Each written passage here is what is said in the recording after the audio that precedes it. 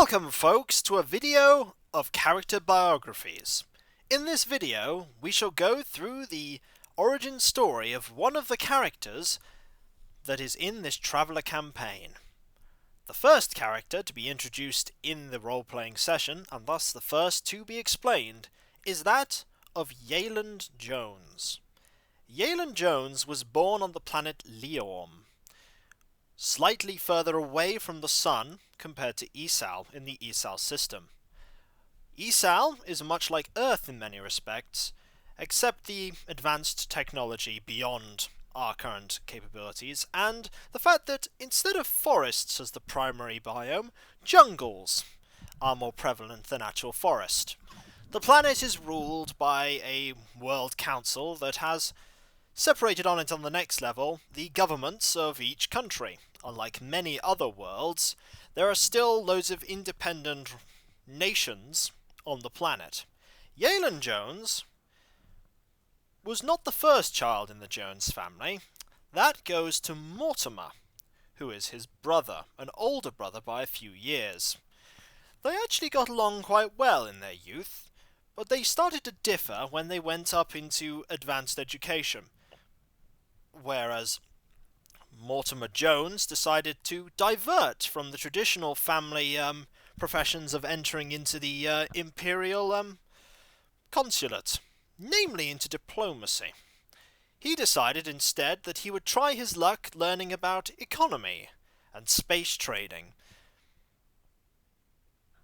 His brother, on the other hand, Yeland, decided to go and follow in his father's footsteps and try and enter into the diplomatic arena, of which he succeeded fantastically when he turned 16.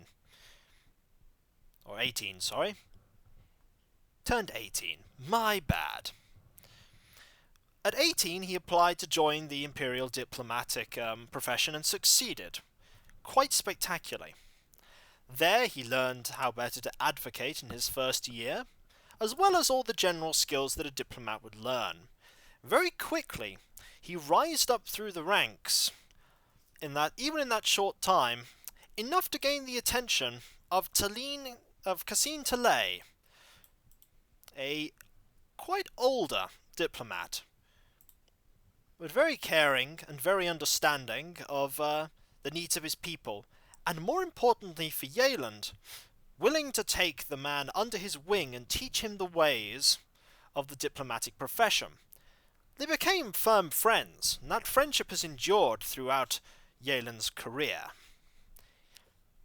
He got promoted quite easily after his first 4-year term. The second 4-year term of Yeland was generally encompassing getting deeply involved in the politics of the world of Leorm, where he learnt that to the people you have to appear to be a man of honour and a man of respect. For the people, you have to look like you're noble in virtue, and work for them. In truth, Yeland was not like that.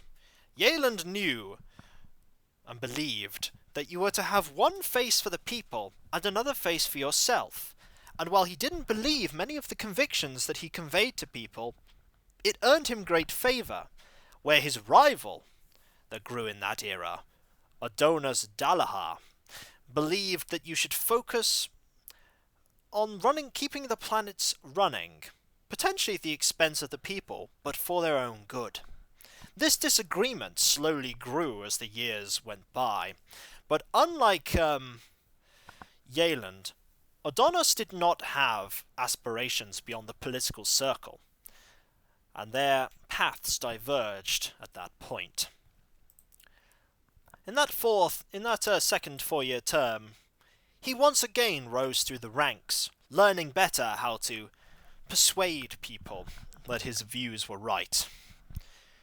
The third term of Yeland's career, the terms are all 4 years each, he learnt better how to fight, realizing that, if anything, the ability to wield a blade ceremonially proved to be a good skill.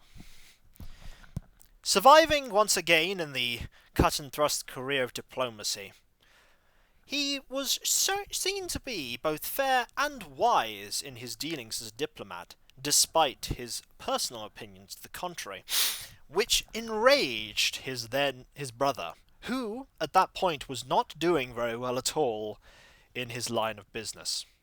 Unlike Yeland, Mortimer had not been so fortunate, and had fallen afoul of debt, mortgages, and ill trading decisions, which had put him into a precarious position of barely managing to keep afloat.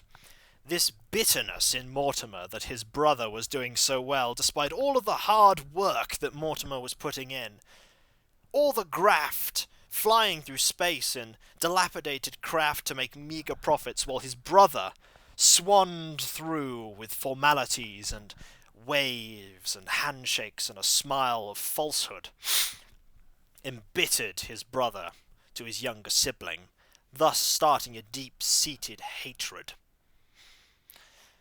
It was at this point that Yeland started to really advance in the diplomatic circles and gain notice of the Imperial Consulate directly, who was starting to think of a plan for him that would come into fruition a number of years to come. His fourth 4-year term he easily survived and advanced with great ease, and a conspiracy of nobles at that point, all of them Imperial Consulate members, attempted to recruit him into a scheme, a conspiracy. Yeland, seeing an opportunity for easy advancement that could hopefully be kept beyond the watchful eyes of the people, accepted eagerly, but it all went awry. For things were working behind the scenes that he didn't know about. He'd been informed of an assignment to a faraway system, many parsecs away, and that he was potentially the front runner for this. Unfortunately, there was someone else who sought that position, and that person was working to usurp him. Unfortunately for that person, they failed, and instead of them, Yeland got the position. And that person was a person called Juliet Verns, a fellow diplomat who was vying for the role and failed.